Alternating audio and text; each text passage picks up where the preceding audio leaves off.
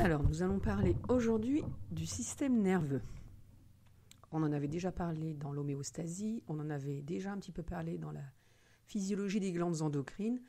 Le système nerveux, il va réguler les grandes fonctions vitales, et on va voir aussi que dans le système nerveux, il y a aussi les fonctions supérieures, l'intelligence, et puis surtout tous les actes volontaires, la motricité volontaire, bouger, marcher, sauter. Donc le système nerveux, voilà, on va regarder ça petit à petit, il va contrôler plein de fonctions. On va aussi voir que dans le système nerveux, il y a différents niveaux et on va les détailler un par un. Diapositive suivante. Introduction. Donc, le système nerveux, comme je l'ai dit là précédemment rapidement, il va avoir différents rôles. La première des choses, c'est de percevoir les informations qui viennent du monde extérieur. Que ce soit la température extérieure, que ce soit le fait de voir un ami qui arrive, que ce soit de venir en cours, d'écouter Madame Quincampoix quand elle fait cours. Il va falloir que vous perceviez, nous on va percevoir en permanence, on va percevoir des informations. La casserole qui est trop chaude, voilà, il va falloir... toutes ces informations qui nous arrivent de l'extérieur, on va les capter grâce aux organes des sens, notamment la peau, avec le toucher, la vue, l'ouïe, etc. Les papilles, je mange quelque chose, je ressens le goût. Et cette information, donc, on va d'abord la capter. Et on a donc des terminaisons nerveuses qui vont capter ces informations. Et ces informations vont être transmises aux centres nerveux centraux pour être ensuite analysées.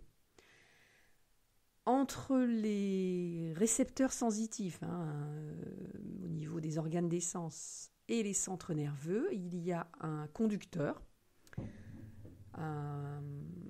Ce sont les nerfs sensitifs. Il faut bien qu'il y ait un élément physique qui transporte l'information qui est captée en périphérie, que cette information soit véhiculée jusqu'au centre nerveux pour être ensuite analysée. Donc ça, ce sont le rôle des nerfs sensitifs, sensoriels. Ils vont capter de l'information. Et alors, on les appelle les nerfs centripètes. Centripète, c'est-à-dire que ça part du plus loin et ça revient vers le centre. C'est ça, centripète. Ça revient vers le centre. Donc en effet, ça va ramener de l'information depuis la périphérie, nos yeux, nos oreilles, notre peau, et ça va ramener, ces nerfs sensitifs vont ramener l'information jusqu'au centre, au cerveau. On va regarder ça après. Diapositive suivante. Toujours dans l'introduction. Donc ces informations qui sont ramenées par les nerfs sensitifs au centre nerveux centraux vont être, une fois arrivées dans les centres nerveux, ces informations vont être décryptées, analysées. Et notre cerveau, consciemment ou inconsciemment, on le verra tout à l'heure, va apporter une réponse. Apporter une réponse, par exemple, je touche quelque chose qui est chaud, je vais me dire, oula, c'est un petit peu chaud ça, je ne vais pas laisser ma main dessus. Donc je vais commander mon bras, ma main, pour qu'elle se retire. D'accord ? Je vois une amie dans la rue, j'analyse que c'est mon amie, je la reconnais, j'ai mémorisé que c'était elle, je vais donc me diriger vers elle pour aller la saluer. Donc il va y avoir des actions comme ça que mon cerveau va commander volontairement. D'accord ? Et j'ai analysé que c'était mon amie, je vais me diriger vers elle, donc il faut que je commande à mon corps et à mes muscles de faire des mouvements pour aller vers elle. Donc mon cerveau va envoyer des informations à mes muscles par l'intermédiaire d'autres nerfs. Là, ce sont d'autres nerfs que l'on va appeler les nerfs moteurs, puisque eux vont donner de l'information. Eux, ça part du cerveau vers la périphérie. Ce sont ce qu'on appelle les nerfs centrifuges, c'est-à-dire centrifuge, ça quitte le centre, et ça va vers la périphérie. Donc ce sont les nerfs centrifuges, ce sont des nerfs conducteurs, ce sont des nerfs moteurs. Donc si on récapitule, on perçoit des informations parce qu'on a des récepteurs. Ces informations sont emmenées au cerveau grâce à des nerfs sensitifs, le cerveau va analyser tout ça. Alors on va voir de façon consciente ou inconsciente. Et il va apporter une réponse adaptée. Il va donc renvoyer grâce aux nerfs moteurs, aux nerfs centrifuges, des informations à nos organes, à nos muscles. Et on va avoir donc une réponse adaptée à l'information qu'on a captée au départ. J'espère être à peu près clair. Périphérie, je capte l'information, ça va au centre nerveux centraux par les nerfs sensitifs, c'est analysé, il y a une réponse qui est donnée, et ce sont d'autres nerfs conducteurs qui vont apporter une réponse. Diapositive suivante, toujours dans l'introduction. Le système nerveux a une double fonction, donc comme vous l'aurez compris, puisque j'ai parlé de motricité volontaire, et j'ai parlé aussi que parfois on reçoit des informations de nos organes, et notre cerveau, sans même qu'on y réfléchisse, de façon inconsciente, de façon autonome, de façon neurovégétative, on en reparlera, on va apporter une réponse. Donc c'est pour ça que le système nerveux, il a deux fonctions, deux grandes fonctions. C'est établir des relations avec le monde extérieur. Et ça correspond au système donc, de la vie de relation. Et puis, on a aussi une grande fonction de régulation de nos organes, de nos glandes. Et là, on va être dans le système neurovégétatif, dans le système autonome. On y reviendra.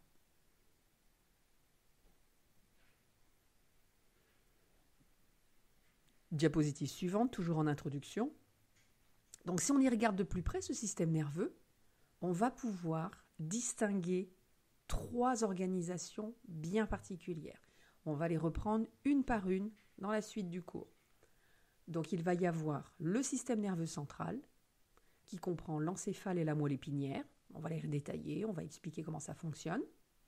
De la moelle épinière va sortir des nerfs crâniens, des nerfs rachidiens. Ça, c'est le système nerveux périphérique. Périphérique, c'est-à-dire il n'est pas central, il est périphérique. Évidemment, il est très en lien avec le système nerveux central. Et puis, on a une troisième structure, le système nerveux végétatif. On en parlera tout à la fin. Le système nerveux sympathique et parasympathique. Celui-là, on n'a absolument aucun contrôle conscient, volontaire sur ce système-là. Il est autonome. Et il va servir en effet à réguler plein de fonctions dans les fonctions de nos différents organes, de nos différentes glandes. Voilà, donc on va les reprendre un par un.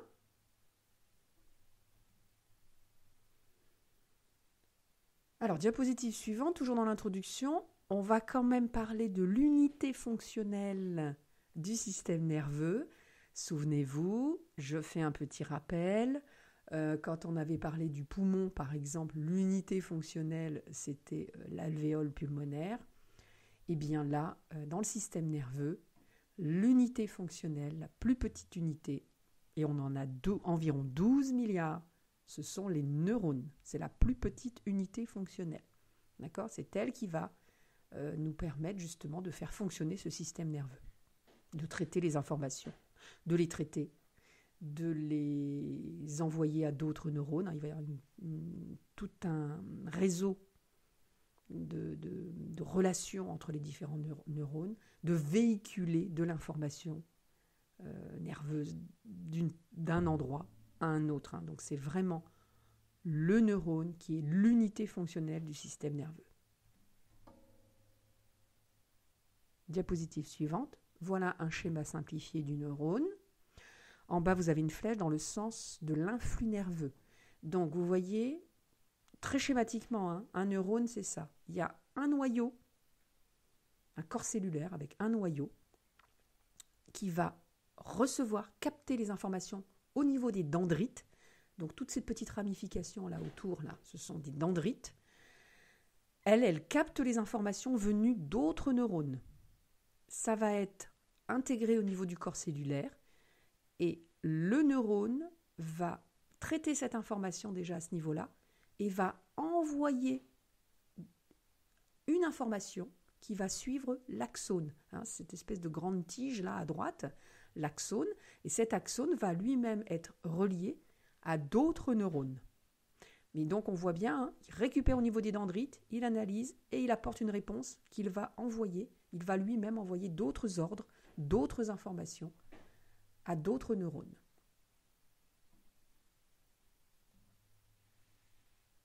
Diapositive suivante, toujours sur le neurone. Donc, c'est ce que je vous expliquais dans le schéma précédent. Hein. Chaque cellule nerveuse est composée d'un corps avec deux types de prolongements. Des petits prolongements courts, très proches, hein, tout autour du corps du neurone, ce sont les dendrites qui vont récupérer l'information. Et il y a un seul prolongement, très long, beaucoup plus long, l'axone, qui lui va aller envoyer des informations à d'autres neurones. C'est-à-dire que l'axone, les terminaisons de l'axone vont être en lien avec les dendrites d'autres neurones, qui à leur tour vont récupérer de l'information, l'intégrer, et eux-mêmes ayant des axones vont renvoyer d'autres informations. Alors, on vous explique hein, que l'axone, le plus souvent, est protégé par une gaine de myéline, qu'on appelle aussi la gaine de Schwann. On va le voir dans la diapositive suivante.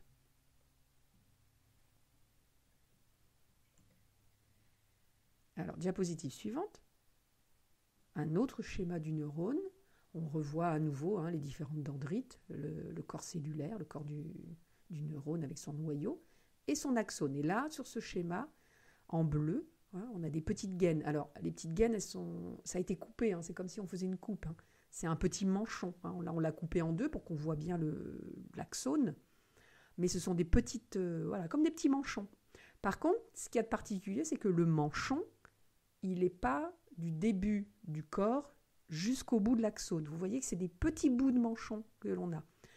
Et entre deux petits manchons là, de gaines, on a ce qu'on appelle le nœud de Ranvier, c'est-à-dire que là, pour le coup, l'axone est visible. L'axone n'est pas recouvert de gaines, parce que justement, l'influx nerveux va passer de nœud de Ranvier en nœud de Ranvier. Voilà. Alors, c'est une espèce de petit courant électrochimique. Hein. Tout ça, c'est chimique. Ça crée un petit courant. On ne va pas rentrer dans les détails. Mais la seule différence, c'est qu'on a des fois des axones qui sont tout nus. Il n'y a pas de gaine. Donc, du coup, l'influx va circuler comme ça tout au long de l'axone. En revanche, quand on a des fibres avec de la gaine de Schwann, l'influx va passer de nœud de Ranvier en nœud de Ranvier. Et ce qui est sûr, ce que l'on sait, c'est que les axones qui ont de la gaine de Schwann transmettent l'influx nerveux beaucoup plus vite, parce que ça saute de nœud en nœud, ça saute. Donc ça propage l'influx nerveux beaucoup plus vite que les axones qui n'ont pas de gaine de Schwann. Voilà, ça c'est quelque chose qui a été mis en évidence. Pourquoi je vous explique ça ? On en reparlera un petit peu dans la douleur. C'est pour ça que je vous explique ça. On en reparlera dans la douleur parce que justement, on a des fibres nerveuses avec de la gaine de Schwann et on a des fibres nerveuses sans gaine. Et du coup, la différence, c'est que l'influx nerveux va être propagé plus rapidement ou moins rapidement. Voilà, c'est juste pour la petite histoire. Je rajouterai aussi, on en parlera plus tard, je ne sais pas si on aura le temps d'en parler. Il y a une maladie peut-être que vous connaissez, c'est la sclérose en plaques. La sclérose en plaques, justement, détruit cette gaine. Et comme ça détruit cette gaine, sur des axones qui habituellement ont cette gaine et permettent de transmettre l'influx nerveux rapidement, la destruction de cette gaine dans cette maladie-là, la sclérose en plaques, fait que l'influx a plus de mal à se propager. Ça va être beaucoup plus difficile. Et du coup, ça va entraîner des difficultés motrices, des ralentissements moteurs, notamment. Et sensitifs aussi, hein, au niveau, chez les personnes atteintes de sclérose en plaques. Voilà, c'est pour ça que je voulais quand même qu'on prenne un petit peu le temps d'expliquer cette histoire de gaine, parce que tous les neurones n'ont pas tous cette gaine. Beaucoup, mais pas tous. Alors, autre chose aussi d'important, vous voyez qu'au bout de l'axone, on a des petites ramifications, ce qu'on appelle des terminaisons axonales, hein, comme c'est noté à droite, à l'extrémité droite du schéma. Et puis, on a des petits points noirs là, que l'on appelle des boutons synaptiques. C'est vraiment le lieu de contact entre un neurone et un autre neurone. Hein. C'est ce qu'on appelle la synapse. Bouton synaptique ou synapse. Et c'est vraiment là que va se faire le lien entre un neurone et un autre neurone. Et la synapse, c'est quelque chose de très important, c'est-à-dire que entre la synapse et et une dendrite d'un autre neurone, il va y avoir libération d'un produit chimique que l'on appelle un neurotransmetteur. Alors ça, c'est très important, cette histoire de synapse et de neurotransmetteurs. Vous verrez tout à l'heure dans une diapositive suivante, je vous ai mis 2 liens Internet. Il y en a un, c'est un film de C'est pas sorcier qui explique bien. Un autre aussi, voilà, 2 petits films. Je vous invite à aller les regarder sur Internet. Et vous verrez, il y a dans ces petits films-là, il y en a un des 2 qui vous montre bien justement la synapse avec la libération de produits chimiques. Ce sont des neurotransmetteurs, ce sont des produits chimiques, ce sont des neurotransmetteurs. On en parlera tout à l'heure, des différents neurotransmetteurs. Et donc c'est vraiment quelque chose, un contact chimique entre 2 neurones. Et dans certaines pathologies, que ce soit le Parkinson, que ce soit la maladie d'Alzheimer, justement, il va y avoir un problème au niveau de la transmission de ce produit chimique, de ce neurotransmetteur, d'un neurone à l'autre. Et il y a beaucoup de maladies neurologiques, c'est à ce niveau-là. C'est soit une destruction des neurones, en effet, soit en effet un problème au niveau des synapses et un problème de neurotransmetteurs. Et du coup, il y a plus, ça se fait très mal. La commande entre un neurone et l'autre se fait difficilement parce qu'il y a un problème de neurotransmetteurs entre 2 neurones. Bon, je ne vais pas vous noyer parce que là, je me perds un peu dans mes explications. On aura l'occasion d'en reparler. Et dans le petit film, vous verrez, c'est très bien expliqué. Nous passons maintenant à la diapositive suivante. Nous allons détailler les 3 niveaux, d'organisation du système nerveux. On va commencer par le premier, le système nerveux central. Le système nerveux central, là, vous avez, sur cette diapositive, vous avez le schéma, ça comporte l'encéphale et la moelle épinière. Ne l'oubliez pas, la moelle épinière ne fait pas partie du système nerveux périphérique. La moelle épinière fait partie intégrante du système nerveux central. Alors, on va les reprendre un par un. On va ensuite détailler l'encéphale. On parlera aussi ensuite de la moelle épinière. Diapositive suivante. On va parler maintenant de l'encéphale. Dans un premier temps, on parlera ultérieurement de la moelle épinière. Alors, si on regarde l'encéphale, à son tour, on peut le diviser en 3 parties distinctes. L'encéphale, ça comprend le cerveau, en orange sur le schéma, le cervelet, en rose sur le schéma, et le tronc cérébral, en bleu sur le schéma. Et on verra que à la suite du tronc cérébral va venir se former la moelle épinière. On en parle tout de suite ultérieurement. Diapositive suivante.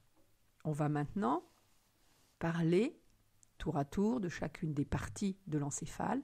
On va commencer à parler du cerveau. J'espère que tout le monde suit pour l'instant. Alors, ce cerveau, c'est l'élément le plus volumineux du système nerveux central, SNC. À chaque fois que vous verrez SNC dans les diapositives, c'est système nerveux central. Donc, c'est la partie la plus volumineuse. Forcément, c'est lui qui va recevoir beaucoup d'informations, qui va les traiter et qui va envoyer des réponses adaptées suite à l'analyse qu'il aura fait des informations reçues. Alors, le cerveau, il pèse environ entre 1 kg et 1,2 kg. Je vous rassure, mesdames, ce n'est pas le poids du cerveau qui fait l'intelligence comme longtemps on l'a cru. Évidemment, dans notre société patriarcale, masculine, les scientifiques d'autrefois ont pesé des cerveaux humains, ont vu que le cerveau de la femme était un peu plus petit que le cerveau de l'homme, et ils se sont gentiment engouffrés là-dedans en disant « Vous voyez bien, l'homme est plus intelligent que la femme. Il a un cerveau plus lourd. » Eh bien non, puisque justement, on a mis en évidence que le cerveau d'Einstein était pas si lourd que ça, hein, était même plus près du poids du cerveau d'une femme que du poids du cerveau habituel chez un homme. Donc le poids du cerveau ne joue en rien sur l'intelligence, rassurons-nous. Alors ce cerveau, il se divise en 2 hémisphères, droite, gauche, séparés par un sillon, on y reviendra après. Donc quand on regarde sur le schéma, hein, si vous revenez au schéma avant, on voit que le cerveau, hein, dans l'encéphale, le cerveau, il est plus gros, mais c'est celui qui est en partie la plus antérieure, hein, le plus par devant, puisqu'on va voir que justement par derrière, on aura le cervelet et le tronc cérébral. Le cerveau, il est plus en partie antérieure. On va voir aussi que le cerveau est divisé en plusieurs. Alors il y a deux hémisphères, mais quand on regarde de plus près, on voit aussi qu'il y a des scissures et que le cerveau va être composé de différents lobes.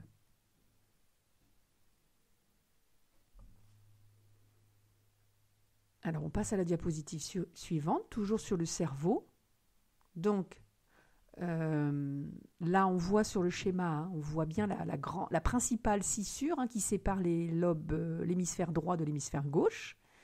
Et quand on regarde bien, là, on voit plein de circonvolutions, d'accord, à la surface, plein de circonvolutions. On verra ultérieurement que la partie extérieure, la croûte, hein, du cerveau, qui s'appelle le cortex cérébral, est composée de substances grises, et c'est dans la substance grise que vont se faire justement toute l'analyse, l'interprétation, tout le travail, hein, finalement, du cerveau. À l'intérieur, on verra qu'il y a essentiellement de la substance blanche. La substance blanche, on y reviendra, c'est ce qui permet de conduire l'influx nerveux, mais ce n'est pas dans la substance blanche qu'est traitée, analysée l'information. C'est uniquement dans la substance grise. Quand on y a du gris, quand il y a la substance grise, ça veut dire qu'on a c'est la zone où il y a les noyaux des neurones. Et c'est là que va se faire le travail d'analyse et d'interprétation. Et de là que va naître aussi des nouvelles informations pour pouvoir apporter une réponse adaptée.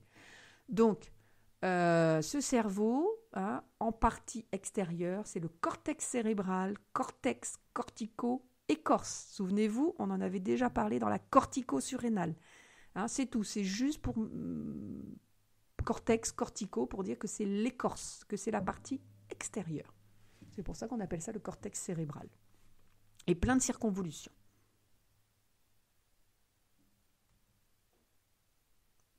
Nous passons à la diapositive suivante. Donc j'ai déjà, toujours sur le cerveau. Donc le cerveau est constitué de 2 types de substances. J'y reviens rapidement, je vous l'ai déjà évoqué juste avant. Il y a la substance grise qui est à l'extérieur, hein, la partie corticale, dans la partie du cortex cérébral, où on va trouver les corps des cellules nerveuses. Et c'est là où il va y avoir traitement des informations.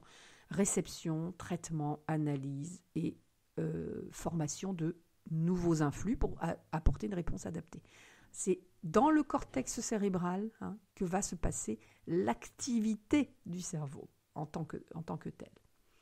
À l'intérieur, et on verra dans la coupe tout à l'heure, hein, juste après, dans le schéma d'après, donc plus à l'intérieur du cerveau, on a une zone blanche. Elle est formée, cette zone blanche, de fibres nerveuses. C'est un petit peu comme en électricité, c'est-à-dire que le fil électrique va apporter le courant jusqu'à la lampe. Eh bien, si on voulait faire une espèce de parallèle, la lampe, elle se situe dans la substance grise, hein, il va se passer quelque chose, ou votre appareil ménager, hein, votre robot ménager, hein, c'est la substance grise, il va se passer quelque chose, il va y avoir une action. Par contre, le fil électrique qui vous amène le courant, si on fait le parallèle, ce serait un petit peu la substance blanche. Il y a rien, il ne se passe rien d'autre que la conduction de l'influx nerveux au niveau de la substance blanche. Par contre, on va le voir, il va y avoir, quand on regarde dans la substance blanche à l'intérieur du cerveau, il y a quand même quelques petites zones grises, notamment le thalamus et l'hypothalamus, et 4 noyaux gris centraux. Voilà, donc à l'intérieur de la substance blanche, on a quand même quelques petites zones. Et si c'est gris, c'est qu'il va y avoir du traitement de l'information. Souvenez-vous, l'hypothalamus, on en avait déjà parlé, hein, il a un rôle essentiel, l'hypothalamus.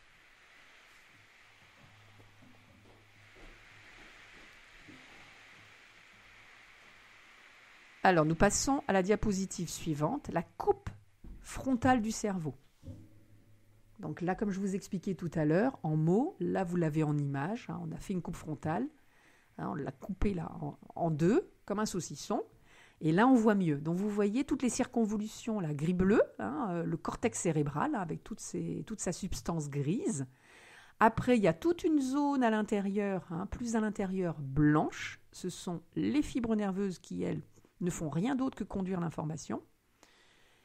Et on voit bien là le thalamus, en dessous il y a l'hypothalamus, et les 4 noyaux gris centraux. Donc à l'intérieur du cerveau quand même, au milieu de la substance blanche, on a aussi des petites zones de substance grise où il va y avoir un traitement de l'information également.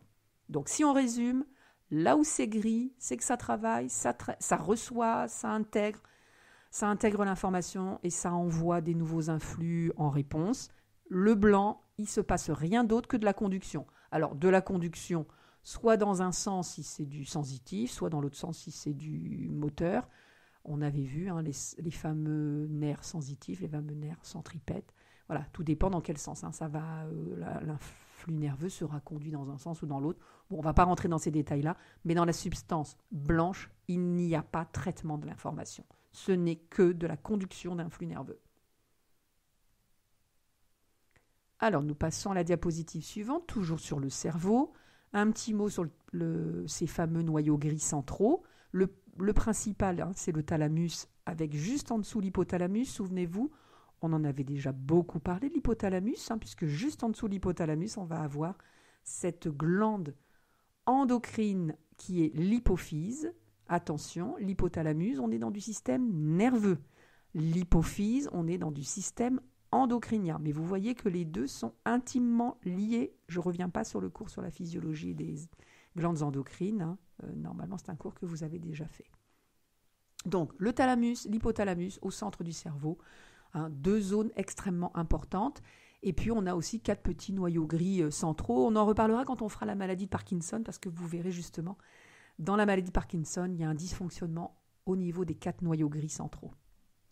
Alors, si on regarde de plus près, l'hypothalamus, on a vu, hein, il est en lien avec l'hypophyse. Hein, donc, c'est un centre nerveux très important au niveau endocrinien. Mais il intervient aussi au niveau de la régulation de la température, du pouls, de la tension, et puis aussi dans le comportement, la sensation de soif, la faim, le sommeil, les comportements sexuels sont régulés par l'hypothalamus. C'est pour ça qu'on va dire que l'hypothalamus est considéré un petit peu comme le cerveau végétatif de l'organisme. Et celui-là, vous ne pouvez pas avoir de commande volontaire sur votre hypothalamus. Vous ne pouvez pas dire « Ah, j'ai envie de ressentir la sensation de soif. Tiens, j'ai envie de ressentir la sensation de faim. » Non, tout ça, c'est involontaire. Vous ressentez la soif parce que l'hypothalamus, justement, a des informations qu'il reçoit du corps humain, comme quoi vous êtes en déshydratation.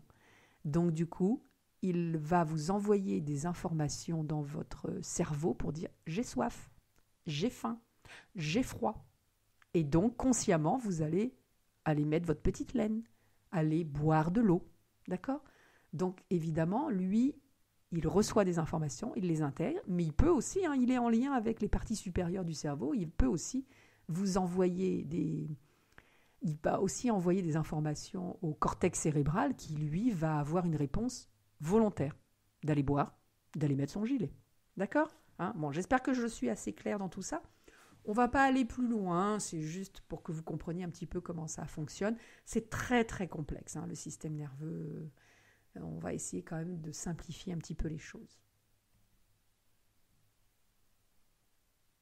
Diapositive suivante. Les lobes du cerveau. Donc là, un petit schéma. On va subdiviser, quand on regarde du bleu, on va subdiviser le cerveau en différents lobes. Lobe frontal, un gros lobe qui est devant, hein, au niveau du front, comme son nom l'indique. On a aussi 2 lobes temporaux. Là, on en voit un, celui du côté gauche, celui qu'on voit sur l'image, celui du côté gauche. Il faut imaginer qu'on a aussi à droite aussi un lobe temporal. On a aussi 2 lobes pariétaux, hein, un lobe pariétal à droite, un lobe pariétal à droite et un à gauche. Et on a le lobe occipital qui est à l'arrière du cerveau. Alors, on va le voir après, évidemment. Il va y avoir, chaque lobe va avoir des fonctions plus spécifiques. Et ça, maintenant, avec... Alors, moi, je vais vous en parler de façon très, très schématique. Depuis une vingtaine d'années, on fait beaucoup, beaucoup de recherches sur le cerveau et on commence à mieux comprendre comment fonctionne le cerveau. Toujours est-il que toutes les expériences, toutes les études scientifiques que l'on fait sur le cerveau, on se rend compte que quand on va demander à la personne de chanter, demander à la personne de parler, faire plein de fonctions, plein de choses, de penser à des choses, de penser, de faire, de bouger, on se rend compte maintenant, on a fait plein d'études, on se rend compte qu'on va solliciter plutôt telle zone du cerveau que telle autre. C'est comme ça qu'on a réussi à mettre en évidence que quand on chante, quand on parle, quand on écrit, quand on bouge, quand on pense, quand on rêve, on va solliciter plutôt tel lobe et plutôt telle zone dans tel lobe que tel autre. C'est pour ça maintenant on commence à y voir plus clair dans le fonctionnement du cerveau. Diapositive suivante, le cortex cérébral. Donc, vous avez compris que le cortex cérébral, qui est divisé en différents lobes, et on va y revenir, on va détailler là un petit peu les différentes fonctions pour chaque lobe. Donc, vous aurez compris que le cortex cérébral, il a des fonctions motrices, sensitives, sensorielles, et des fonctions du langage. C'est très important, puisque dans le monde de la relation, on entend, on écoute, on entend, et on intègre ce que l'on va entendre et on va apporter parfois une réponse par le langage. Sachant que le langage, il n'est pas que parlé, il peut être gestuel, il peut être parlé, il peut être écrit. Et à chaque fois, ça va actionner des zones différentes du cerveau. Alors, si on regarde un tout petit peu plus près la fonction de chaque lobe frontal, je ne vous demande pas de retenir ça, mais je trouve que c'est intéressant de regarder un petit peu plus en détail, d'être un petit peu plus savant sur les fonctions du cerveau. Alors voilà, le lobe frontal, on dit qu'il est impliqué dans l'initiation, la coordination des mouvements, dans les tâches cognitives supérieures, la résolution de problèmes, la pensée, la planification. Voilà, ce week-end, je vais faire ça, ça et ça. Ah non, mince, je ne peux pas le faire, il y a le confinement. Il intervient aussi c'est avec des aspects de la personnalité et notamment la formation des émotions. J'insiste un petit peu sur celui-là parce que quand on attaquera le cours sur les démences, il y a une démence notamment qui s'appelle la démence frontale. Elle touche justement, elle touche le lobe frontal. Il y a une détérioration au niveau du lobe frontal. Et du coup, elle est très spécifique, on en reparlera. La démence frontale, justement, eh bien, la personne ne prend plus d'initiative, ne planifie plus les choses, n'arrive plus à prendre des décisions, n'arrive plus à résoudre des problèmes, même des problèmes simples de la vie courante. Et puis comme c'est le siège des émotions aussi, on dit que c'est le siège de la volonté, elle n'a plus de volonté, et c'est le siège des émotions, le siège de l'inhibition aussi, de l'inhibition sociale, c'est-à-dire petit, on vous a appris. Non, on ne va pas dire à la personne qu'elle sent mauvais, on ne va pas dire à la personne qu'elle est moche. Socialement, on a inhibé tout ça. Eh bien, les personnes qui ont des démences frontales, il n'y a plus cette inhibition. Et vous allez voir dans la démence frontale, soit des gens qui sont complètement apathiques parce qu'ils n'ont plus de volonté, ils ne prennent plus de décisions. Et à l'inverse, ils vont aussi exprimer des choses que l'on a, des interdits qu'on a posés, des interdits sociaux. Parce qu'il ne faut pas dire toujours tout ce qu'on pense, heureusement, parce que vous imaginez, ce serait la guerre en permanence. Et ces gens-là n'ont plus cette inhibition. Donc ils vont exprimer leurs émotions, leurs ressentis comme ça, sans filtre, parce que ça dysfonctionne au niveau de leur lobe frontal. Donc c'est des gens qui vont se déshabiller, se mettre tout nus, dire des gros mots, vous insulter, vous dire que vous êtes moche. Voilà le genre de comportement quand ça dysfonctionne au niveau frontal. Donc c'est pour ça que je trouvais que c'était intéressant qu'on s'arrête sur le fonctionnement du lobe frontal. On va passer aux diapositives suivantes et vous allez voir les autres lobes, globalement, à quoi ils servent. Diapositive suivante, toujours sur le cortex cérébral, on va parler du lobe pariétal. Lui, il intervient dans les processus sensoriels, l'attention et beaucoup sur le langage. Donc c'est pour ça que quand il va y avoir des lésions au niveau du lobe pariétal, alors notamment on s'est rendu compte que le lobe pariétal droit, s'il y a des lésions à ce niveau-là, on va avoir des troubles de l'orientation spatiale, même dans des endroits qui nous sont familiers. À l'inverse, si c'est le côté gauche, on s'est rendu compte que le lobe pariétal gauche intervient plus dans les capacités de compréhension du langage parlé ou du langage écrit. Voilà. Donc, alors si vous avez les deux lobes pariétaux atteint évidemment, désorientation temporospatiale, on ne reconnaît plus les lieux et en plus le langage va être altéré. Mais vous voyez, hein, toutes les recherches qui ont été faites sur le cerveau permettent maintenant de mieux comprendre que en fonction de ce que l'on fait, qu'il y a des zones bien précises qui sont activées en fonction des activités humaines que l'on va faire. Nous passons à la diapositive suivante, toujours sur le cortex cérébral. On va parler du lobe occipital et du lobe temporal. Le lobe occipital, hein, celui qui est tout derrière, lui, il va essentiellement traiter les informations visuelles, puisque justement le nerf optique qui part depuis les yeux sont devant, le nerf optique, il va traverser tout le cerveau, et l'aire visuelle est située dans la zone occipitale, dans le lobe occipital. Donc c'est la zone où vont être traitées essentiellement traitées les informations visuelles, la reconnaissance des formes, des couleurs. Le lobe temporal, lui, il va servir. Alors, on a 2 lobes temporaux, hein, là, si j'ai de gauche et droite, hein, au-dessus des oreilles à peu près. Ces lobes, ils vont servir dans l'encodage des informations auditives et aussi à intégrer les informations qui vont arriver des autres organes sensoriels et les expériences, hein, les expériences scientifiques ont été menées. Il semblerait qu'il interviendrait dans la mémoire à court terme. Alors, il n'y a pas, j'en profite puisqu'on parle de mémoire, alors autant les lobes temporaux, hein, et on voit qu'ils sont très sollicités dans la mémoire à court terme, et puis on a aussi de la mémoire à long terme, hein, les souvenirs anciens. C'est clair qu'il n'y a pas de zone à proprement parler dans le cerveau où va être mémorisées toutes les informations. C'est normal parce que on voit des choses, on mémorise. Donc, on a vu que dans le lobe occipital, il y a le centre de traitement des informations visuelles. Donc, il va y avoir dans le lobe occipital de la mémorisation de choses qui sont visuelles. Les zones qui vont traiter les informations, par exemple, olfactives. Hein, vous reconnaissez quand vous sentez « ça sent la rose. Ça sent, c'est une banane. Tiens, ça sent la menthe. » Donc, c'est dans la zone olfactive que vous allez mémoriser les odeurs. Dans les zones, on a vu tout à l'heure, là juste avant, que dans les lobes pariétales, c'est la zone du langage, écrit et parlé. Donc, quand vous écrivez, vous mémorisez des choses dans le lobe pariétal, quand vous écrivez ou quand vous parlez. Hein, vous allez mémoriser plus dans ces zones-là. Donc, c'est clair que à tous les endroits du cerveau, on va mémoriser de l'information à tous les niveaux. Par contre, la mémoire à court terme, celle qui dure le moins longtemps, celle qui vous permet de dire 2 heures après que vous avez mangé des spaghettis bolognaises, mais si je vous demande dans 3 mois, que avez-vous mangé le 28 avril à midi, ben vous vous en souviendrez pas. Hein, voilà, pas très important. Donc ça va s'effacer. Donc on a remarqué que le lobe temporal va être très très sollicité, il va beaucoup se mettre en action quand il va traiter de l'information à court terme. Et par contre, l'information la mémoire à long terme, ça va s'encoder, ça va s'ancrer à différents niveaux du cerveau.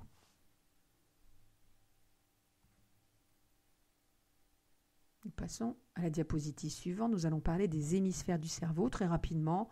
Soit vous le savez, il y a 2 hémisphères cérébraux, l'hémisphère gauche, l'hémisphère droit. Ce qu'il faut savoir, c'est qu'au centre, les fibres nerveuses au centre du cerveau qui vont ensuite partir dans le tronc cérébral et la moelle épinière, les fibres qui arrivent de l'hémisphère gauche vont partir à droite, et les fibres de l'hémisphère droit vont partir à gauche. Ça veut dire quoi ?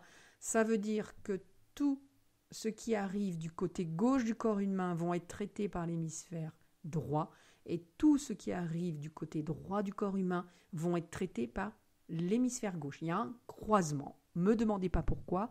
La nature a fait les choses comme ça. Il y a un croisement. D'accord ? Hein ? Donc l'hémisphère droit s'occupe du côté gauche, l'hémisphère gauche s'occupe du côté droit. Alors, pourquoi est-ce que c'est important ? Parce que d'un seul coup, voilà, ça vient de faire tilt le temps que ça arrive dans mon vieux cerveau. Pourquoi c'est important de préciser ça ? C'est quand on va parler des AVC. C'est-à-dire que si je fais un AVC dans l'hémisphère gauche, je vais avoir une paralysie, une hémiplégie du côté droit.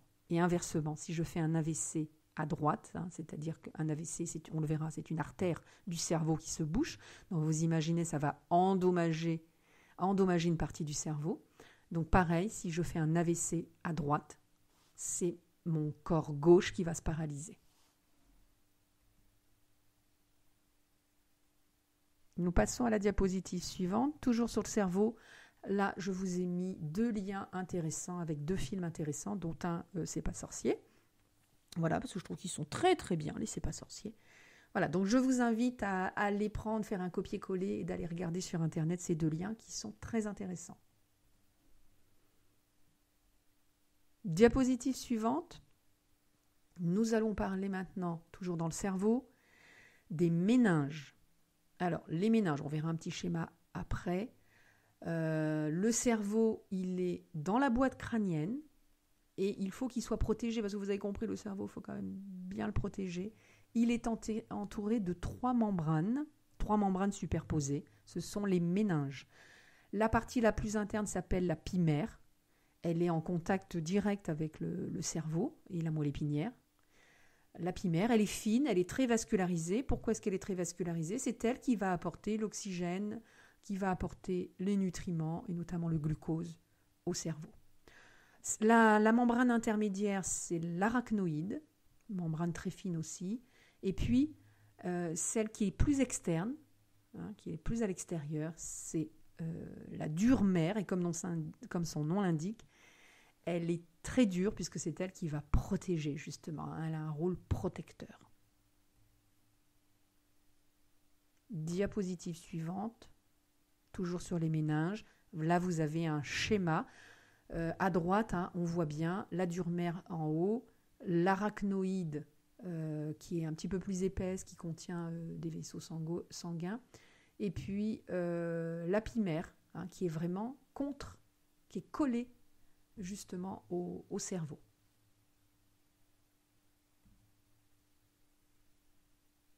Nous passons à la diapositive suivante, le cerveau, toujours sur les méninges. L'espace entre la dure mère et l'arachnoïde, donc entre la partie la plus extérieure, la couche la plus extérieure, et la membrane du milieu, il y a un espace qui s'appelle l'espace sous-dural, là où il y a plein de vaisseaux sanguins. Donc quand il y a un vaisseau sanguin au niveau des méninges qui se rompt, il va y avoir un épanchement de sang, il va y avoir un hématome, et c'est ce que l'on va appeler un hématome sous-dural. Vous avez un traumatisme crânien, un vaisseau est lésé, il va saigner, vous allez avoir un hématome. Alors ça fait très très mal, parce que autant le cerveau n'est absolument pas innervé, ça paraît paradoxal, mais je tiens à vous le préciser, le cerveau n'est pas sensible. Si je vous plante une aiguille dans le cerveau, vous ne sentirez absolument rien. Pourquoi ? Parce que vous n'avez pas de récepteur. Le cerveau, c'est le centre, mais il n'y a pas de capteur sensoriel dans le cerveau. Donc le cerveau, il n'est pas innervé, il ne ressent pas la douleur. D'accord ? En revanche, les méninges sont très vascularisés et sont très innervés. Elles ont des capteurs sensoriels, les méninges. Quand vous avez un hématome au niveau des méninges, ça fait extrêmement mal, c'est extrêmement douloureux, la personne va se plaindre de céphalées violentes.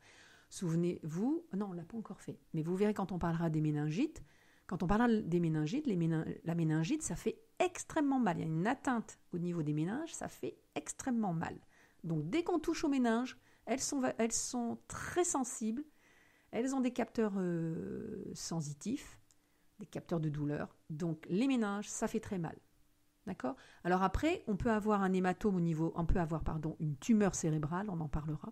Une tumeur cérébrale, elle va grossir. Ça peut faire très mal. Alors surtout, déjà quand il y a une tumeur, ça va surtout altérer les fonctions du cerveau. Donc là, on va avoir d'autres symptômes. Si ça atteint la zone du langage, vous allez avoir des problèmes pour parler. Mais la tumeur cérébrale, quand elle va venir comprimer les méninges, là, ça va commencer à devenir douloureux. Mais je le répète, le cerveau n'est absolument pas sensible. Il n'est absolument pas sensible à la douleur. Mais les méninges, oui. Nous passons à la diapositive suivante, toujours sur le cerveau et les méninges.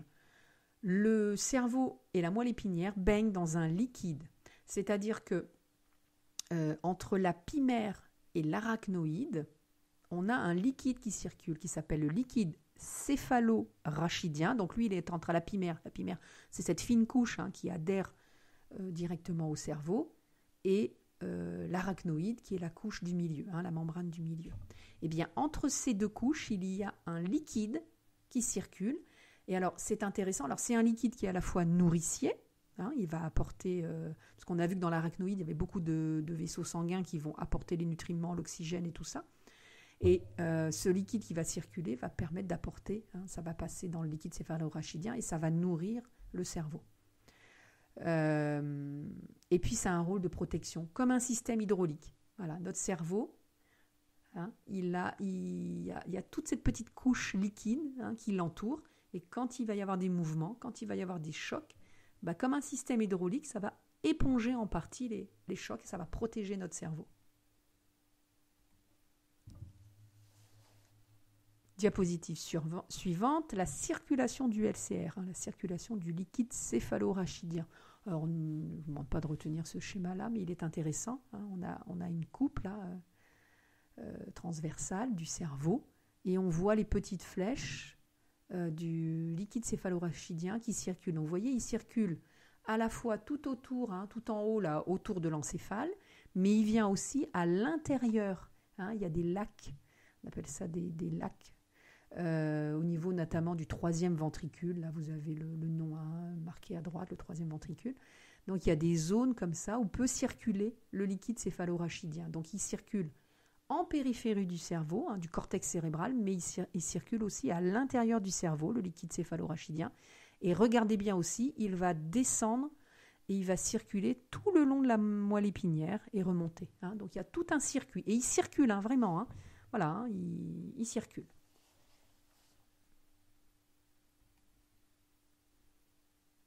Diapositive suivante. Donc, en termes de conclusion, et pour récapituler, nous allons parler des rôles du cerveau. Vous aurez compris que le cerveau, c'est le centre de la sensibilité consciente. Si je vous pince la main, vous allez sentir.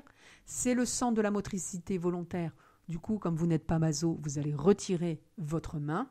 Et c'est le centre de l'intelligence avec le langage parlé, l'écriture, qui permet à la personne de ressentir, de savoir, de comprendre, d'agir. Et donc, vous allez dire, mais Madame Kikampa, vous êtes complètement folle de me pincer. De quel droit vous vous permettez de me pincer la main ? Voilà. De façon anecdotique, vous avez compris, le cerveau, il va recevoir des informations, il va les traiter, et il va les analyser, et il va apporter une réponse adaptée en retour.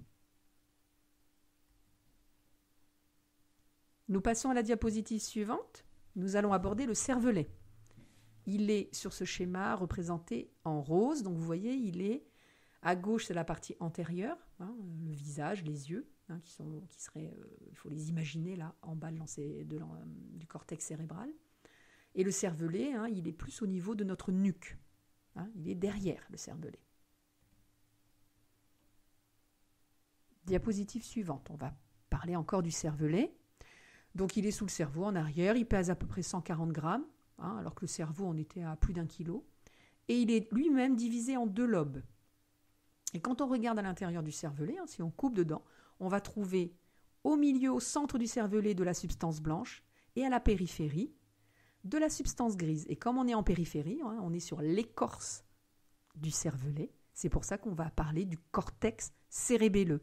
Le cortex cérébelleux, c'est de la substance grise. Si vous avez bien suivi avant ce que je vous ai dit, vous avez compris que c'est dans cette zone-là que va être traitée l'information et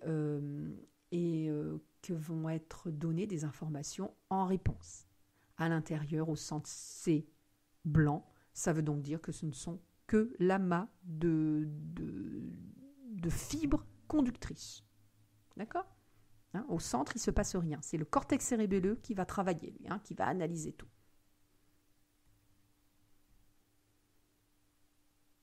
Diapositive suivante. toujours sur le cervelet. À quoi sert le cervelet? Il intervient essentiellement dans l'équilibre. C'est pour ça quand vous entendrez parler de syndrome cérébelleux, ça veut dire qu'il y a une atteinte. C'est pathologique. Un syndrome cérébelleux, ça veut dire que c'est pathologique, il y a une atteinte du cervelet. La première des manifestations, c'est que la personne va avoir des troubles de l'équilibre et va avoir ce qu'on appelle une démarche ébrieuse, c'est-à-dire quand on a trop bu, elle n'arrive pas à des pertes d'équilibre. Et puis surtout, le cervelet intervient dans la coordination des mouvements. Donc s'il y a une atteinte du cervelet, vous n'arrivez plus à coordonner vos mouvements. D'accord? Donc le cervelet, c'est le petit frère du cerveau. Il va contrôler l'activité cérébrale. Il va lui aussi donner, coordonner, contrôler. Il a un rôle essentiel. Et on voit donc que quand il y a une atteinte du cervelet, non seulement on a des troubles de l'équilibre et de coordination des mouvements, mais ça va aussi intervenir. On va avoir des troubles de la parole, des troubles de l'écriture, des atteintes du tonus musculaire et des atteintes au niveau à la fois de fonctions volontaires et de fonctions involontaires. Donc il est très important ce cervelet. Diapositive suivante, toujours sur le cervelet. Le cervelet, quand on regarde de plus près, il a aussi deux petits lobes. Il se sépare en deux parties, gauche et droite. Mais contrairement aux hémisphères cérébraux, la partie gauche du cervelet commande la partie gauche du corps, la partie droite du cervelet commande la partie droite du corps. Voilà. Là, il n'y a pas de faisceau croisé, comme c'était le cas dans les hémisphères cérébraux. Nous passons à la diapositive suivante. Nous allons parler maintenant du tronc cérébral. Il est représenté en orangé là sur le schéma. Donc vous voyez que lui, il arrive tout de suite en dessous du cerveau et il va précéder la moelle épinière. Diapositive suivante, on va expliquer le tronc cérébral. Donc il est situé entre la moelle épinière qui est en bas et il fait suite aux deux hémisphères cérébraux comme je viens de le dire et il communique en arrière avec le cervelet. Évidemment, il y a une relation directe entre le cervelet et le bulbe rachidien parce qu'ils ont plein de connexions entre eux aussi.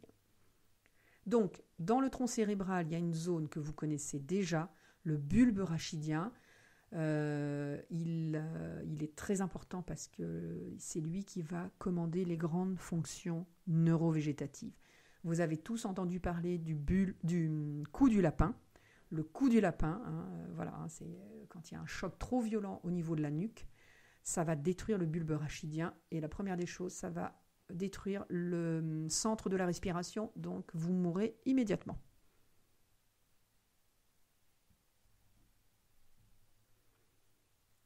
Diapositive suivant, toujours sur le tronc cérébral. Donc le rôle du bulbe rachidien, c'est le centre de passage des grandes voies nerveuses. Je vous ai dit, c'est lui qui régule la vie végétative, il commande les grandes fonctions vitales, le tronc cérébral, le cœur, la respiration, le fonctionnement de certaines glandes. Alors il intervient aussi dans la vigilance, la régulation du sommeil et du tonus musculaire. Évidemment, il y a l'hypothalamus en haut qui va être en lien avec lui.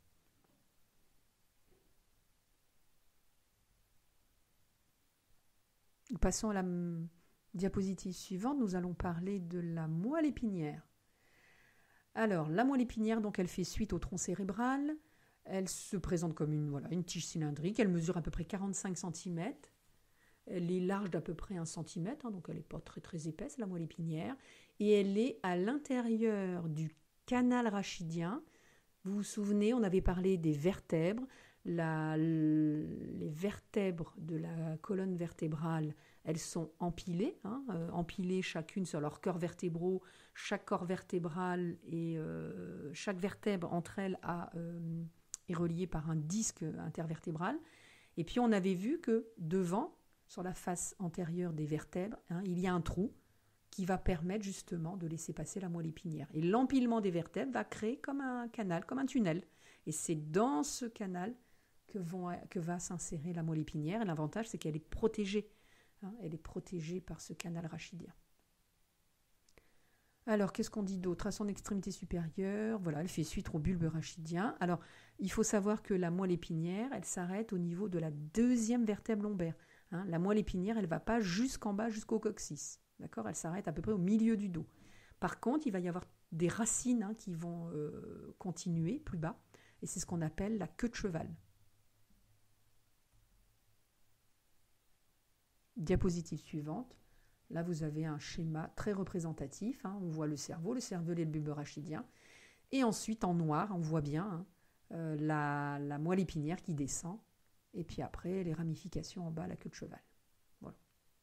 Et on anticipe un petit peu sur les diapositives suivantes, mais vous voyez, alors on les a en noir foncé au milieu, on voit bien la moelle épinière. Et regardez, à chaque fois, au niveau de chaque vertèbre, vous allez avoir à gauche et à droite des racines nerveuses qui vont sortir de la moelle épinière. On y viendra après, puisqu'on va aborder ensuite le système nerveux périphérique.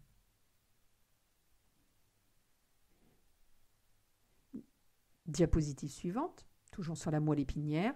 Donc je vous ai dit, latéralement de chaque côté, on va avoir donc des nerfs rachidiens qui vont sortir. Des paires de nerfs rachidiens, puisqu'on a un nerf qui part du côté gauche du corps, un nerf qui part du côté droit, et on a 31 paires de nerfs rachidiens. Chaque nerf rachidien va avoir une fonction bien précise. À la fois, chaque nerf va innerver une zone bien précise du corps humain. Et il va y avoir... je ne vais pas rentrer là-dedans, on y reviendra après. Alors, on va rester sur la moelle épinière. On va expliquer aussi, si je prends ma moelle épinière, que je la coupe comme un saucisson, je fais une coupe transversale, si on regarde de plus près, je la coupe en deux, je la coupe en transverse.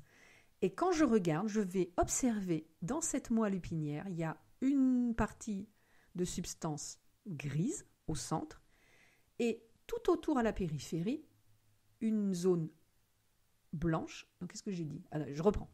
Au centre, il y a une zone grise. Je crois que j'ai bafouillé. Au centre, il y a une zone grise.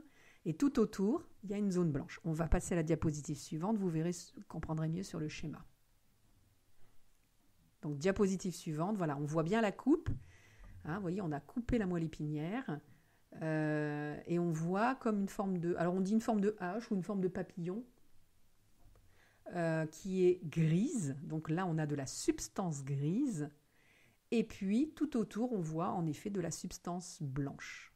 Donc, ça veut dire qu'au niveau gris, il va y avoir des corps de neurones qui vont récupérer de l'information, l'intégrer, l'analyser et apporter une réponse. À l'inverse, tout ce qui est blanc, ce n'est rien d'autre que du fil conducteur, de la fibre conductrice qui ne fait que conduire de l'influx nerveux. Alors regardez bien ce schéma, il est intéressant. Devant nous, plus près de nous, on a la partie antérieure de la moelle épinière et regardez, on a des racines, là. On regarde à droite, ce qu'on appelle la racine ventrale, c'est-à-dire on a des zones, plein de fibres nerveuses qui vont se ramifier et vont créer un nerf rachidien. On en a 31 paires, donc il y a 31 nerfs rachidiens. Et donc on voit, il y a tout un faisceau de fibres. Alors en face antérieure, on va avoir la partie sensitive. Et puis regardez derrière, on a des fibres postérieures qui vont venir aussi former le nerf rachidien. Et dans la partie postérieure, ce seront les fibres, ce qu'on appelle les fibres motrices. Alors, nous passons à la diapositive suivante. Nous allons parler de la substance grise de la moelle épinière. Donc voilà, elle se présente au milieu de la moelle épinière, la substance grise. On l'a bien vu sur le schéma précédent, sous forme d'un H. On dit aussi sous forme d'un papillon. Donc, il y a deux cornes, vous avez vu, comme un H, deux cornes postérieures et deux cornes antérieures. Et je vous ai dit les cornes antérieures. Alors, autant pour moi, je vous ai dit des bêtises. Les cornes antérieures sont les cornes motrices. Donc, la partie antérieure, ce sont les cornes motrices. On avait vu tout le faisceau, toutes ces fibres qui arrivent en faisceau et qui vont former le nerf rachidien. Donc, en face antérieure, ce sont les cornes motrices. Et à l'inverse, les fibres qui sortent de la partie postérieure, ce sont les fibres sensitives. On va le voir après. Donc les fibres motrices, voilà, ce sont des neurones qui sont destinés aux muscles striés, c'est-à-dire à tous nos muscles du squelette, c'est-à-dire les muscles que l'on commande volontairement, que ce soit les muscles de la main, du bras, de la jambe. Et puis, il va y avoir aussi des neurones qui sont destinés aux muscles lisses. Là, par contre, ça va venir innerver nos organes, nos viscères, par exemple. Les muscles lisses, on n'a aucune action volontaire sur eux. Voilà. Vous ne commandez pas à votre côlon de faire du péristaltisme pour faire avancer, pour faire circuler les selles, pour faire du péristaltisme. Ce n'est pas vous qui commandez, vous ne dites pas à votre côlon, allez, vas-y, contracte-toi, décontracte-toi. Ce n'est pas vous, tout ça, ça se fait de façon involontaire. C'est ça les fonctions involontaires. En revanche, les muscles volontaires, les muscles striés, ceux-là, vous pouvez les commander. Marcher, bouger, lever le bras, voilà. Ça, c'est vous, volontairement, qui les commandez. Passons à la diapositive suivante. Vous avez un schéma de la substance grise. On voit bien comme un papillon. Donc, les cornes antérieures avec toutes ces ramifications qui sortent. Là, on voit 3 paires de nerfs rachidiens qui vont sortir. Et quand on regarde de plus près, on voit, c'est tout un faisceau de fibres qui vont se relier entre elles et former un seul et unique nerf rachidien. Et on en a 31 paires. Et quand on regarde de plus près, les cornes antérieures avec plein de ramifications en face antérieure. Et on va voir aussi les cornes postérieures qui vont se ramifier par derrière. Et les fibres de la corne antérieure et les fibres de la corne postérieure vont se relier entre elles et former un seul et unique nerf rachidien. Et ça, 31 fois. Et 31 paires. Alors, si on passe à la diapositive suivante, toujours sur la substance grise, et là, en effet, la corne postérieure, excusez-moi tout à l'heure, je me suis trompée, la corne postérieure, c'est la corne sensitive. Vous voyez, je suis comme vous, moi aussi, au bout d'un moment, je mélange tout, postérieur, antérieur. Bon, donc la corne postérieure, c'est la corne sensitive, c'est le lieu de départ de tous les influx sensitifs. Donc, vous aurez compris que le sensitif, ça circule, ce sont des nerfs. Donc, toutes ces fibres nerveuses, elles ont un sens de circulation en partie postérieure. Comme ce sont des fibres nerveuses sensitives, elles arrivent de la périphérie, elles apportent de l'influx nerveux depuis la périphérie, elles vont les faire remonter jusqu'au centre nerveux central. Donc, ça circule dans ce sens-là. La corne antérieure, comme c'est une fibre motrice, les informations arrivent du cerveau et vont aller à la périphérie, à nos différents organes pour pouvoir donner des ordres moteurs pour qu'il se passe quelque chose.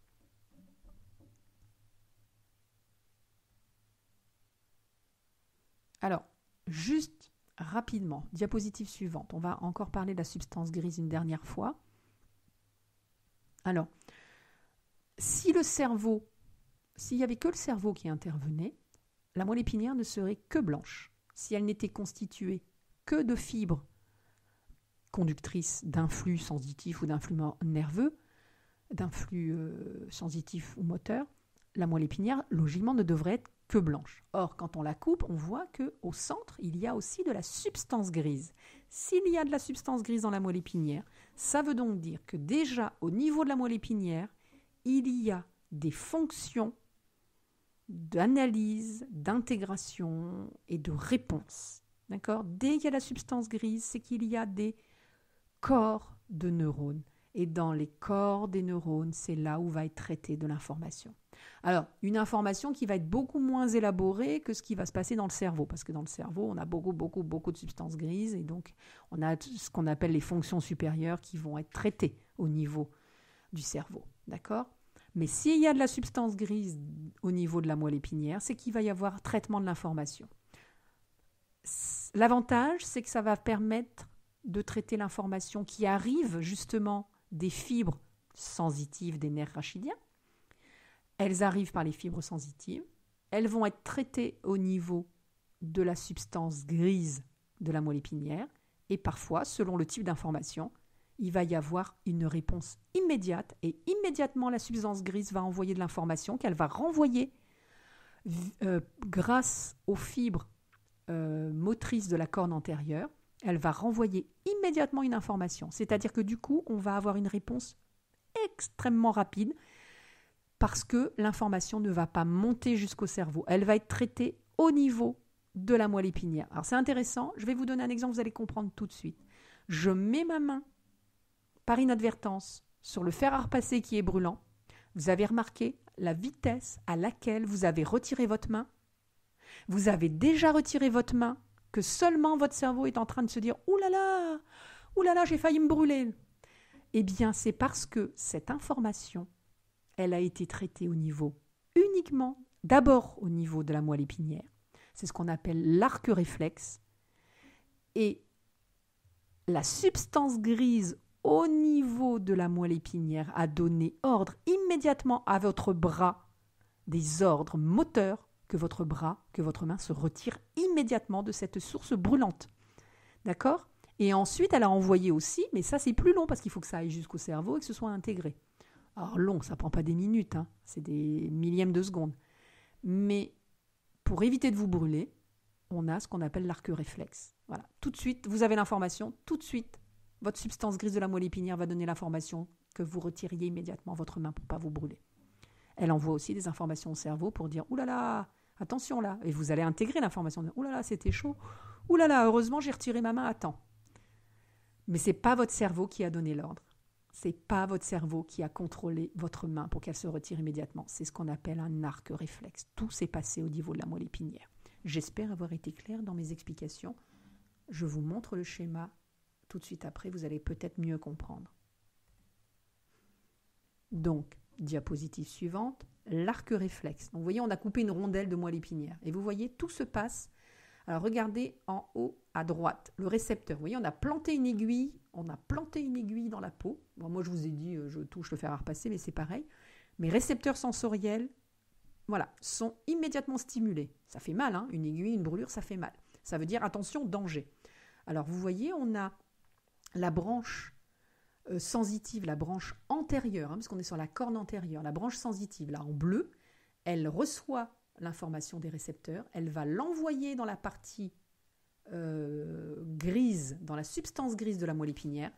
Elle est en capacité d'intégrer qu'il y a un problème, qu'il y a un danger. Elle va immédiatement passer par la corne antérieure et par la racine antérieure qui, elle, est motrice, en rouge sur le schéma. Et vous voyez, elle va renvoyer des informations aux muscles et va dire à votre membre concerné, à votre doigt, à votre bras, à votre épaule, de se retirer immédiatement pour fuir le danger, pour fuir la douleur.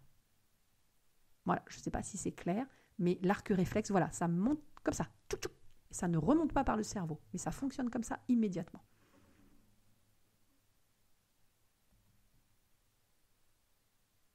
Nous passons à la diapositive suivante, nous allons parler de la zone de la substance blanche de la moelle épinière.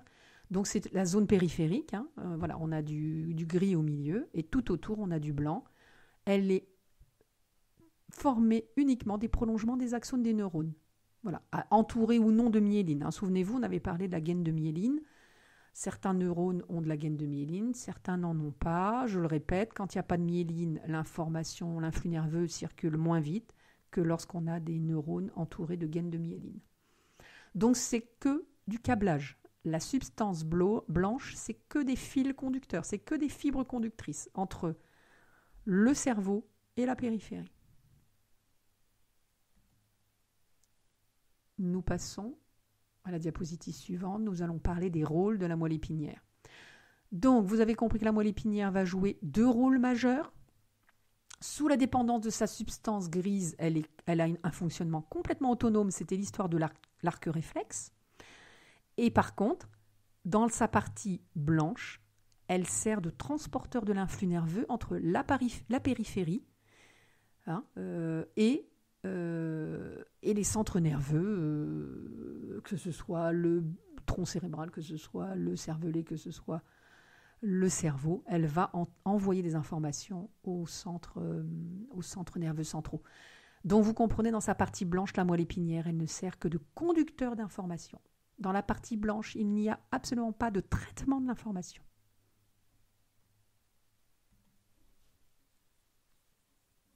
Alors, nous passons à la diapositive suivante.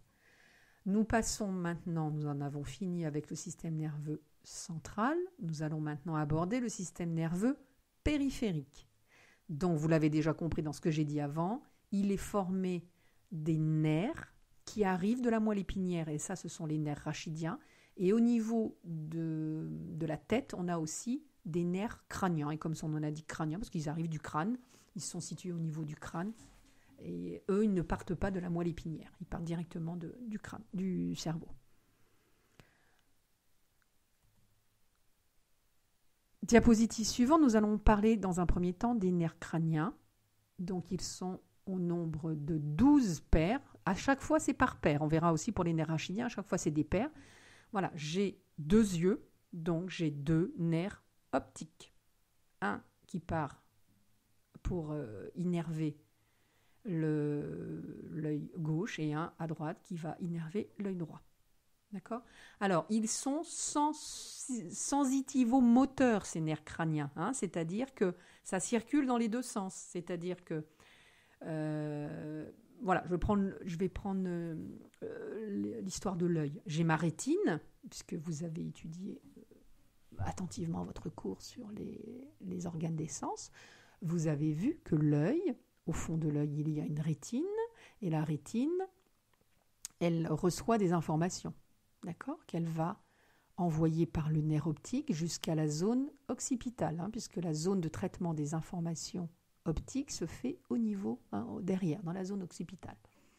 Donc là, il y a dans le nerf optique des fibres sensitives, c'est-à-dire des fibres qui font circuler de l'information perçue au niveau de la rétine, qui l'emmènent jusqu'au cerveau, au fond, là, au niveau de la zone occipitale, au niveau de l'aire visuel, et ça, les informations reçues vont être intégrées.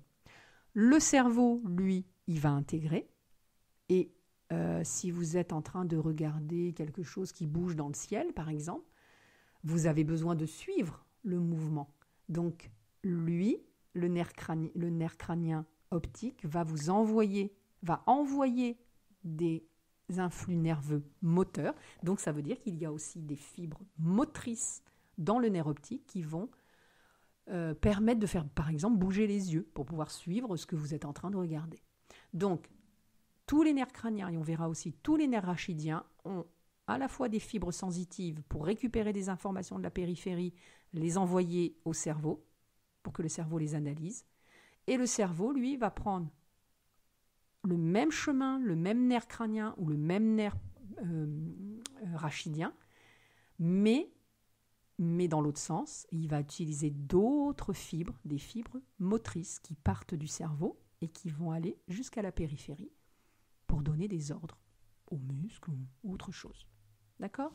Hein ? Donc c'est pour ça que ce sont des nerfs. Les nerfs crâniens et les nerfs rachidiens sont des fibres nerveuses, sont des nerfs à la fois sensitifs et moteurs. Mais si on regarde de plus près, on a des fibres sensitives qui circulent dans un certain sens. L'influx nerveux circule dans un certain sens. Et il y a aussi des fibres motrices qui, elles, circulent. L'influx va circuler dans l'autre sens. D'accord ? Donc ça, c'est aussi important. Hein ? Ça circule dans les deux sens. C'est un peu comme une autoroute. Hein ? Les voitures, elles circulent dans un sens à droite et elles circulent dans l'autre sens à gauche. Et du coup, elles ne vont pas dans le même sens. Elles ne vont pas faire la même chose. Alors, on a 12 paires de nerfs crâniens. On va les voir dans la diapositive suivante. Diapositive suivante, un petit schéma qui vous montre les 12 nerfs crâniens.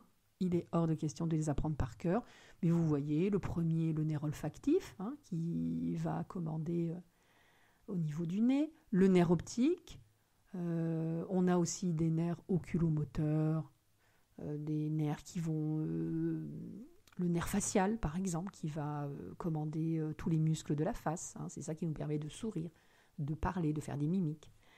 Qu'est-ce qu'on peut aussi regarder ? Vous voyez, on a aussi le nerf glossopharyngien qui va nous permettre de réguler la déglutition. Et puis, on a le nerf vague aussi qui va intervenir sur le cœur et les poumons. Voilà, donc vous voyez, on a 12 paires de nerfs crâniens qui sont... et parfois, ils sont que sensitifs, parfois, ils sont sensitifs et moteurs, et parfois, ils peuvent être que moteurs. Voilà. Je ne vous demande pas de retenir tout ça, mais c'est intéressant de voir. Et vous voyez, hein, ils vont vraiment partir de l'intérieur du cerveau. C'est pour ça qu'on les appelle les nerfs crâniens. Et on voit bien, hein, ils sont reliés soit à des aires précises du cerveau, soit ils partent du cervelet, ou bien ils partent ils partent du tronc cérébral, hein, notamment le nerf vague, hein, vous voyez, puisqu'il va réguler la respiration et le cœur. Je vous ai dit, hein, si on coupe le bulbe rachidien, on détruit le bulbe rachidien, votre cœur il s'arrête et surtout votre respiration s'arrête. Nous passons à la diapositive suivante. Les nerfs rachidiens, 31 paires de nerfs rachidiens, hein, vous avez compris, on l'a dit tout à l'heure, eux, ils vont émerger de la moelle épinière et ils vont sortir par des petits trous situés entre chaque vertèbre. Donc on a 8 paires de nerfs rachidiens, 8 paires cervicales, 12 paires dorsales, 5 paires lombaires, 5 paires sacrées, une paire coccygienne. Voilà, ils vont donc prendre en charge l'innervation de tout le reste de l'organisme. Les nerfs crâniens s'occupent de la partie vraiment supérieure ou de fonctions comme le cœur et les poumons. Par contre, les nerfs rachidiens, ils vont innerver l'ensemble du corps humain avec des fibres sensitives, avec des fibres motrices. Nous passons à la diapositive suivante. Vous avez un schéma des nerfs rachidiens. Voilà, en bleu.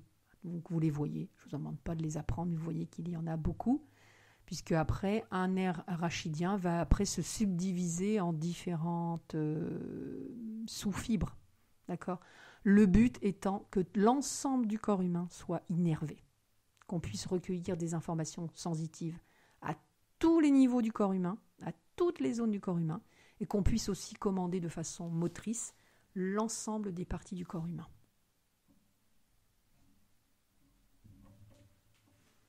Nous passons à la diapositive suivante et nous allons terminer sur le système nerveux végétatif. Troisième grande partie du système nerveux central, le système nerveux végétatif, comme son nom l'indique, il est autonome, il est indépendant de notre volonté. Vous ne pouvez pas dire à votre cœur de s'accélérer, vous ne pouvez pas dire à vos viscères de digérer, vous ne pouvez pas intervenir sur votre pupille, par exemple, quand il y a du soleil, vous ne vous dites pas « Ah, il y a du soleil, allez pupille, referme-toi ». Tout ça, ce n'est pas vous qui le commandez. Il y a plein de fonctions neurovégétatives que vous ne pouvez pas commander. Donc, c'est le système nerveux autonome qui va prendre en charge la régulation de la vie intérieure de vos viscères. Hein. Vos organes sont contrôlés et on regardera sur la dernière diapositive, on regardera d'un petit peu plus près les différentes fonctions, mais ce n'est pas vous qui volontairement dans votre cerveau, dans votre conscience, ce n'est pas vous qui régulez la vie de vos viscères, la vie de vos organes. Le système neurovégétatif fait intervenir l'hypothalamus, les centres du tronc cérébral et puis évidemment certaines zones de la moelle épinière, notamment au niveau de la substance grise de la moelle épinière. Je vous ai dit, là, il y a l'arc réflexe et puis il y a aussi des fonctions qui sont contrôlées aussi à ce niveau-là. Elles ne remontent pas au cerveau. Vous ne pouvez pas intervenir volontairement dessus. Alors, diapositive suivante, toujours sur le système nerveux végétatif. Tout comme les nerfs rachidiens, tout comme les nerfs crâniens, les nerfs du système nerveux végétatif sont constitués de fibres sensitives et de fibres motrices normales, puisque il faut d'abord recevoir des informations qui proviennent de capteurs, qui sont véhiculés par des fibres sensitives, qui doivent être ensuite analysées, traitées, et il va y avoir une réponse qui va être donnée, et la réponse va circuler par les fibres motrices. Donc là aussi, dans ce système-là, on a des fibres motrices et on a des fibres sensitives. Alors, ces fibres sensitivo-motrices, on distingue deux grands systèmes dans le système nerveux végétatif. Il y a le système sympathique, que l'on appelle, vous verrez dans la littérature, on l'appelle aussi le système orthosympathique, et le système parasympathique. Voilà, deux grands systèmes, et on va voir ensuite, ils ont des actions antagonistes. D'accord ? Et on va les regarder, c'est-à-dire des actions complètement opposées.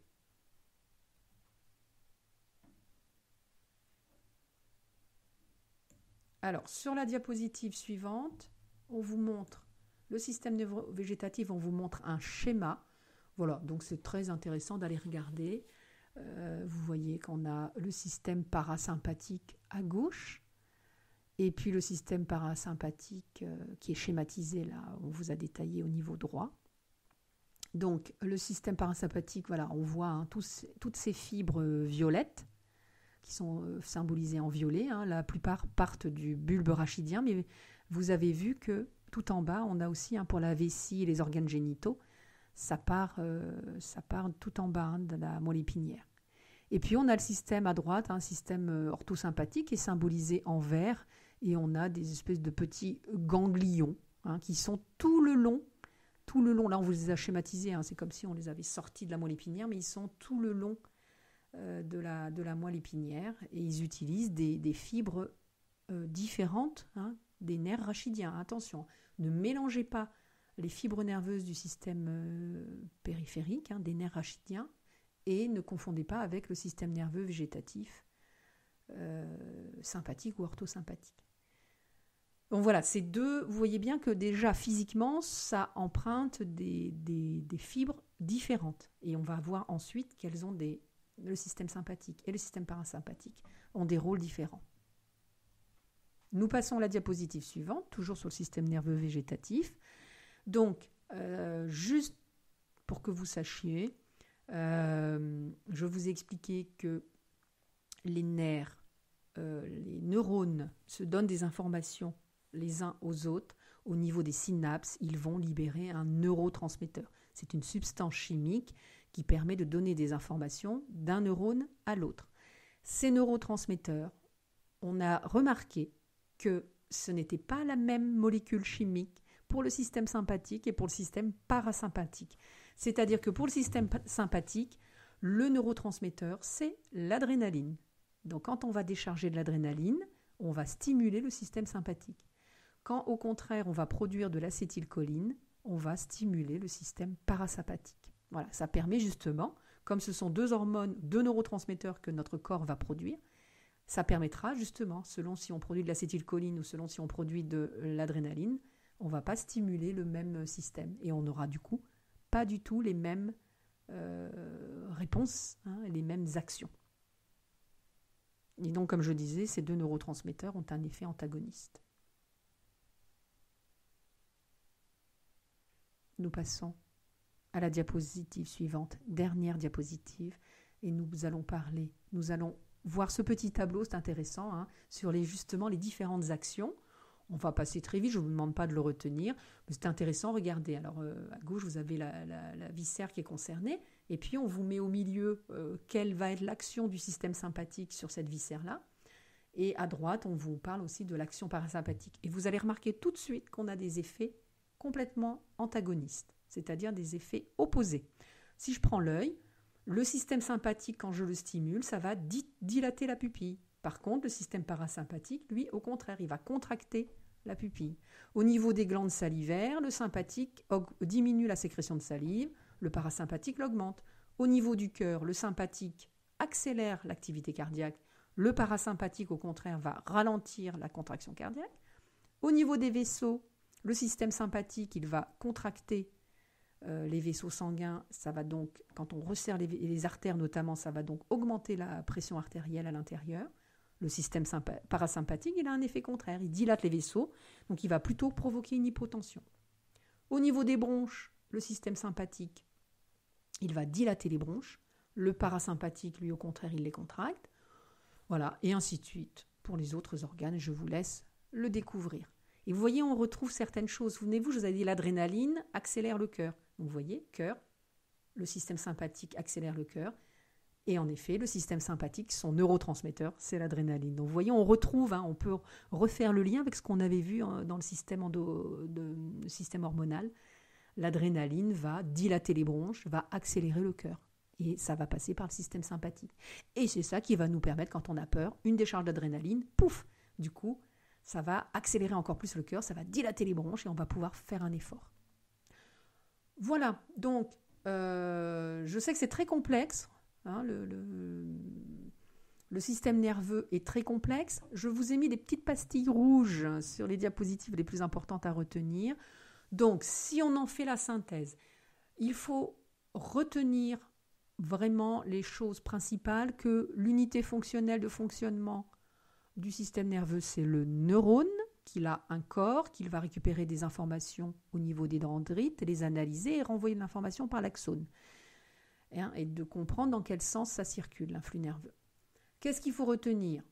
Qu'il y a 3 grandes catégories, 3 grandes organisations du système nerveux. Le système nerveux central, le système nerveux périphérique et le système nerveux végétatif. Ça, c'est important de le retenir. Retenir les différentes parties du système nerveux central, comprendre un petit peu comment ça fonctionne.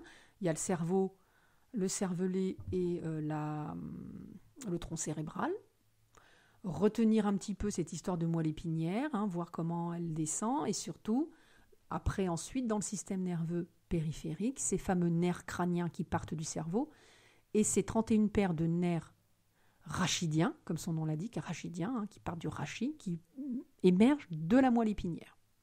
Et puis comprendre qu'il y a en effet ce système nerveux neurovégétatif qui, lui, sur lequel on n'a aucune influence. Notre volonté n'y peut rien, c'est un système complètement inconscient, complètement involontaire, et qu'il y a dans ce système nerveux neurovégétatif 2 grands systèmes antagonistes, le système parasympathique et le système sympathique et orthosympathique, et le système parasympathique, et qu'ils ont des actions complètement antagonistes. Voilà, j'espère que vous arriverez à vous y retrouver un petit peu dans cette organisation du système nerveux. C'est important, je me suis parfois arrêtée sur des éléments qui vont nous resservir, l'histoire des noyaux gris centraux qu'on reverra, l'histoire des hémisphères droits qui commandent la partie gauche, l'hémisphère gauche qui commande la partie droite. Voilà, je me suis à chaque fois arrêtée, j'ai expliqué, j'ai fait déjà une petite incursion dans les futures pathologies que l'on verra ensemble. Donc c'est un cours qui va être important quand on reverra l'AVC, quand on reverra la douleur et quand on reverra les démences notamment. Et je vous dis à très bientôt.